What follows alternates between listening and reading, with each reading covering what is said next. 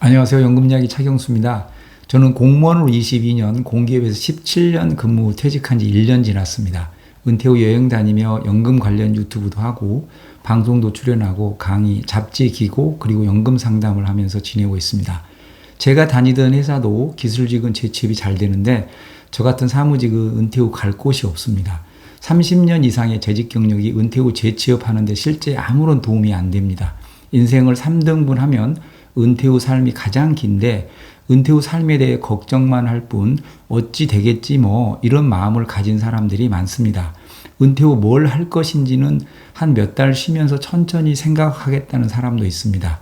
일단 좀 놀다가 뭘 할 것인지 생각해 보겠다는 건데 내가 일하고 싶을 때 골라서 갈 수 있는 사람은 드뭅니다. 은퇴 전 준비해야 할 4가지에 대해서 말씀드리겠습니다. 첫째, 누구랑 어디서 뭐 하며 살 것인지 미리 정해야 합니다. 누구랑 어디서 뭐 하며? 배우자랑 집에서 여행 다니고 즐기면서 지내지 말같이 쉽지 않습니다. 남편은 전원 생활을 꿈꾸는데 아내가 동의하지 않은 채 막상 은퇴해버리면 죽도 밥도 안 됩니다. 아내가 반대하면 도시의 터를 잡아야 합니다. 그런데 아내가 반대하더라도 도시를 떠날 확률이 높습니다. 어디서 살 것인지 가지고 부부가 심하게 다투기도 합니다. 결국 일주일에 한 번씩 서로 오고 가기로 합의하고 남편은 도시를 탈출합니다. 부부가 한 공간에 같이 있는 게 싫다, 숨을 못 쉬겠다 이런 경우 아니라면 완전 할아버지 다 되어서 몇 년 후에 다시 돌아옵니다. 갈 때는 상추 심고 삼겹살, 막걸리, 자연, 공기, 밤하늘의 별 이런 환상을 가지고 가지만 외로움, 불편함 때문에 덜 불편하고 덜 외로운 집으로 돌아오는 사람이 많습니다. 아내가 반대하면 그냥 한 달 살기, 1년 살기로 경험해 보시고 그 사이 아내를 설득하시기 바랍니다. 설득 못하면 포기하십시오. 농촌이 좋아서 도시를 떠난다고 하지만 정말 그러는지도 생각해 봐야 합니다. 은퇴 후 눈 뜨면 마땅히 갈 곳이 없고 아내에게는 내가 점심 차려 먹을 테니까 나갔다 와 이렇게 말하지만 하루 이틀도 아니고 아내의 눈치가 보입니다. 그리고 걱정하지 말라고 했는데 외출해서 돌아와 보면 세수도 안 하고 수염도 깎지 않고 라면 끓여 먹고 설거지도 안 해놓고 이러면 아내가 좋아할 리가 없겠죠.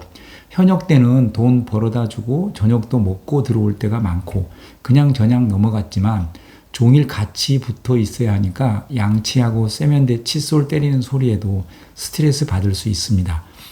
혹자는 떨어져 사는 것도 좋다고 합니다. 저도 동의합니다. 5도 2촌이든 2도 5촌이든 부부가 협의해서 결정한다면 적당히 떨어져 사는 게 약이 된다고 봅니다.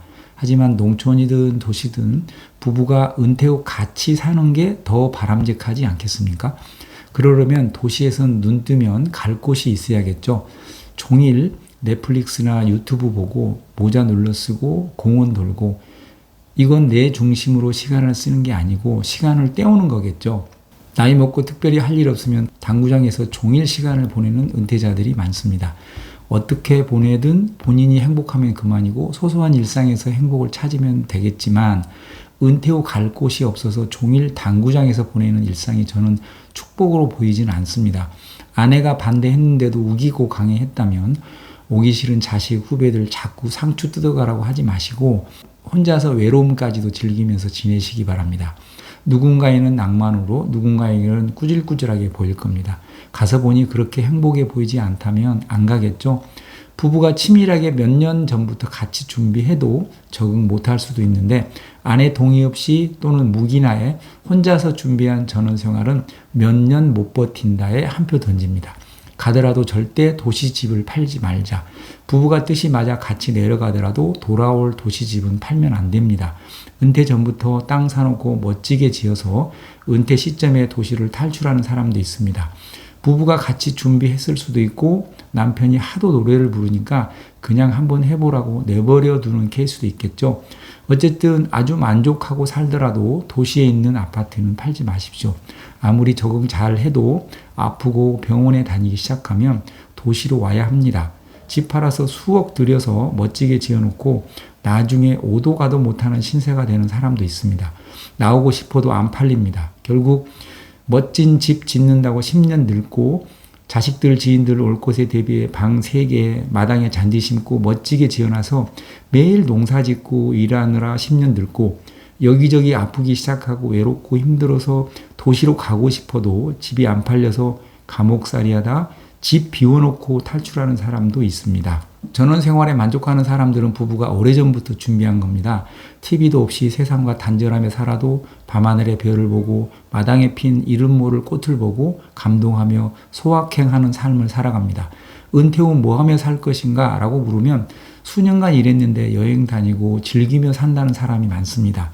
은퇴하고 나서까지 얽매이며 살고 싶지 않다고 합니다. 우리나라 65세 이상 60%가 재취업을 희망합니다. 돈, 고독, 건보료 때문입니다.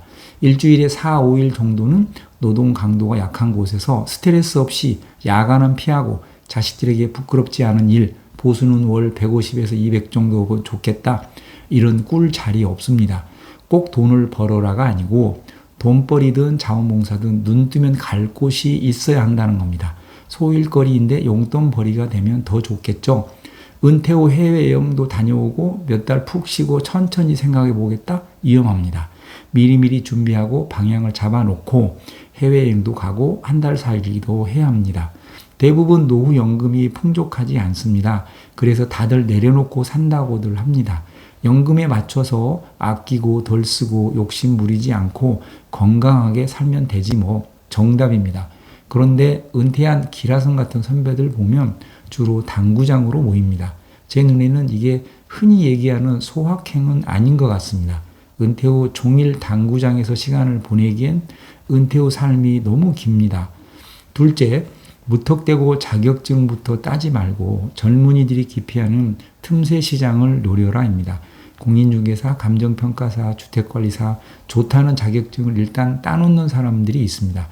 어떻게 되겠지라는 한량파보다야 훨씬 잘하고 있는 거지만 저는 선택과 집중이 필요하다고 봅니다. 일단 공인중개사 자격증부터 따서 나중에 할 일 없으면 하겠다? 20, 30대 젊은이들이 평생 직업으로 공인중개사를 많이 선택합니다. 나중에 할 일 없으면 복도방이나 하나 차려서 사랑방 역할하며 쉬엄쉬엄 이런 생각이라면 무조건 실패합니다. 친구가 퇴직 후 타일공 하려고 현직 때 많이 준비를 했습니다. 타일공 일당이 가장 많다는 것까지 다 파악했습니다. 실력도 있습니다. 그런데 그 일을 하지 못했습니다. 보통 팀으로 움직이는데 퇴직한 60살 노인네를 데리고 다닐 사람이 없는 것입니다. 대부분 팀장이 30대였다고 합니다. 20, 30대 젊고 팔팔한 사람이 인테리어 시장에 넘치는데 아버지 같은 사람을 데리고 다니면서 조수로 쓰겠습니까? 이것저것 자격증을 닥치는 대로 따는 것보다 은퇴 후 내가 하고 싶은 일을 하는 사람들의 카페나 동호회 이런 곳에서 더 디테일한 정보를 파악하고 더 치밀하게 준비해야 자격증이 헛되지 않습니다. 그리고 젊은이들이 기피하는 틈새 시장을 노려야 합니다. 예를 들어 내가 취미로 요리를 배워서 나중에 기회 되면 주방에서 보조라도 해보겠다. 이런 생각이라면 젊은이들이 선호하는 베이커리, 양식 이런 걸 피해서 설렁탕, 국밥 이런 걸 배우는 게 취업만 놓고 보면 더 현실적이라는 겁니다. 저는 은퇴 5년 전부터 지금 이 길을 걷기로 마음먹었습니다. 초고령사의 필수 중에 필수가 연금입니다. 연금 전문가가 된다면 할 일이 많이 있을 거로 생각하고 각종 금융 자격증을 하나하나 땄고 5년 전부터 연금 이야기라는 블로그를 운영하며 책도 출간하고 은퇴를 코앞에 두고 유튜브도 시작했습니다. 요즘 지방 강의 가면 집사람 기사로 모시고 가서 지방에서 며칠 쉬면서 주변 맛집 찾아다니고 여행합니다. 간 김에 보고 싶은 지인들도 만나고요. 흔히 은퇴 후 일은 돈 들이지 않고 나이와 성별과 관계없이 할 수 있는 일이 좋다고 합니다. 현직 때 일과 관련된 곳에서 부르면 그 회사의 몇 배의 기여를 해야 버틸 수 있습니다. 관용차에 법인카드까지 가지고 있고 골프 접대하며 몇 년간 화려하게 보낼 수 있지만 오래 못 갑니다. 강의하고 연금 상담하며 유튜버의 길을 걷는 건 내가 오너이자 근로자입니다. 내가 하고 싶으면 하고 하기 싫으면 안 하면 됩니다. 현직 때 퇴직한 선배가 불러서 식사 자리에 가면 착잡할 때가 많았습니다. 기라성 같은 선배가 왜 저리 자신감이 없고 나약해 보일까? 나는 은퇴하면 절대 후배들에게 부탁하는 자리에는 가지 않겠다는 생각을 오래전부터 했습니다. 내가 당당하고 행복하면 외롭지 않고 그럼 후배들도 떳떳하게 만날 수 있습니다. 은퇴 후 여행 다니며 즐기는 것도 눈 뜨면 갈 곳이 있고 할 일이 있을 때 가치가 있습니다. 현직 때 연차 내고 주중에 골프 치면 그렇게 쫄깃쫄깃할 수가 없죠. 주중에 시달렸기 때문에 금요일이 기다려지고 휴일이 달콤한 것입니다. 1년 내내 쉬어보십시오. 은퇴자에게 주말이란 그저 교통 막히고 뭐든 비싼 날일 뿐입니다. 예비 은퇴자 여러분, 눈 뜨면 갈 곳을 정해 놓으셨습니까? 은퇴 후 사랑받는 남편 1순위는 요리 잘하고 가정적인 남편이 아니고 집에 잘 들어오지 않는 남편입니다. 1순위보다 더 베스트는 연금 많고 집에 잘 안 들어오는 남편이랍니다. 세 번째, 절대로 퇴직금을 일시금으로 타지 말고 창업 투자는 꿈도 꾸지 마십시오. 이런 말 많이 들었어도 일시금으로 타야 할 이유를 합리화하는 사람들이 많습니다. 고금리 대출 상환이라면 모를까? 농막 짓고 시골에 땅 사고 원룸이나 상가 투자하거나 창업하면 실패할 확률이 90%라고 생각하십시오. 연금 계좌에서 4, 5% 배당 투자하는 거 그렇게 어렵지 않습니다. 상가에 투자하든 말든 퇴직금은 일시금으로 타지 않길 바랍니다. 70세 넘으면 돈 쓸 일 없다며 보통은 이렇게 인출 전략을 짭니다. 아프지 않으면 돈 쓸 일 없다. 이 말도 맞고요. 월 500만 원도 부족하다. 이 말도 맞습니다. 현직 때 소득과 씀씀이에 따라 월 200으로도 부족하지 않은 사람이 있고 월 500만 원도 부족한 사람도 있습니다. 확실한 건 70 넘으면 돈 쓸 일 없다는 건 틀린 얘기입니다. 200이든 300이든 500이든 각자 사는 방법에 따라 다르니까 얼마가 적당한지는 의미가 없습니다. 중요한 건 은퇴 전 소득과 생활비를 100으로 놓고 봤을 때 65세까지는 80%, 70세까지는 70%, 70세 이후에는 60% 이런 식으로 짜야 합니다. 이런 식으로 갑자기 1년 사이에 몇백씩 줄이는 계획은 옳지 않습니다. 나중 일은 그때 일이고 우선 죽겠는데 이런 생각이시더라도 70 이후에 연금을 조금 더 배려하십시오. 한 살이라도 젊었을 때 의미 있게 쓰자. 이 말이 틀렸다고 할 사람 아무도 없습니다. 문제는 다 당겨서 젊었을 때 써버려서 70 이후 너무 연금이 적다는 겁니다.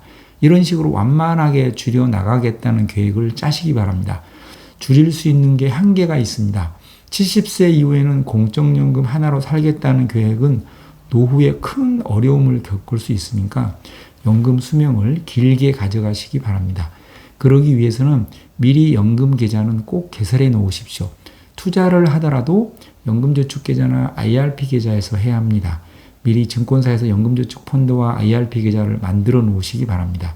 넷째, 모든 보험을 정리해라입니다. 들고 가자니 이상한 보험 같고 해지하자니 아깝고 그런 보험 많습니다. 내가 죽으면 1억을 배우자가 받는 종신보험에 들었는데 은퇴 후에도 계속 한 달에 몇십만 원씩 납부를 해야 한다면 은퇴 후 해지할 확률이 높습니다. 은퇴 후 국민연금 나올 때까지 그렇지 않아도 소득이 부족한데 나 죽으면 나오는 보험을 위해 수년 동안 몇십만 원씩 내기가 벅찹니다. 해지하지 않겠다고 마음 먹었으면 은퇴 후에도 해지하지 말고 버티지 못하고 해지할 확률이 커 보이면 지금이라도 하루빨리 해지하라는 뜻입니다. 연금보험 이런 보험들은 확실하게 정리해야 합니다. 정리하라는 게 모두 해지하라는 게 아닙니다. 해지할지 이전할지 받는다면 어떻게 받을지 미리 정해 놓으라는 겁니다. 그리고 보험 리모델링을 절대 보험 파는 사람에게 맡기지 마십시오. 잘못 가입한 건 아주 사실적으로 잘 설명합니다. 해지하지 않으면 손해볼 것처럼. 그리고 가입하라고 한 보험은 좋은 점만 쭉 나열할 겁니다. 절대 가입 안 한다고 마음먹었는데 듣고 보니 괜찮아 보여서 가입했다고 합니다. 최저 보증해준다는 그런 연금 상품이 타겟이 될 겁니다. 저는 그런 상품 추천하고 싶진 않습니다. 보험에 관한 영상은 제가 많이 올렸으니까 참고해서 의사결정을 빨리 하시기 바랍니다. 정리해 보겠습니다. 은퇴 후 누구랑 어디서 모험에 보낼 것인지 미리 정해놔라. 아내가 반대하면 전원의 꿈을 접어라. 그래도 가고 싶으면 한 달 살기, 1년 살기를 먼저 해보고 아내를 설득해라. 설령 부부가 합의하에 가더라도 도시의 집은 팔지 마라. 돈을 벌든 봉사를 하든 눈 뜨면 갈 곳이 있어야 한다. 무턱대고 자격증부터 따고 보자는 건 옳지 않다.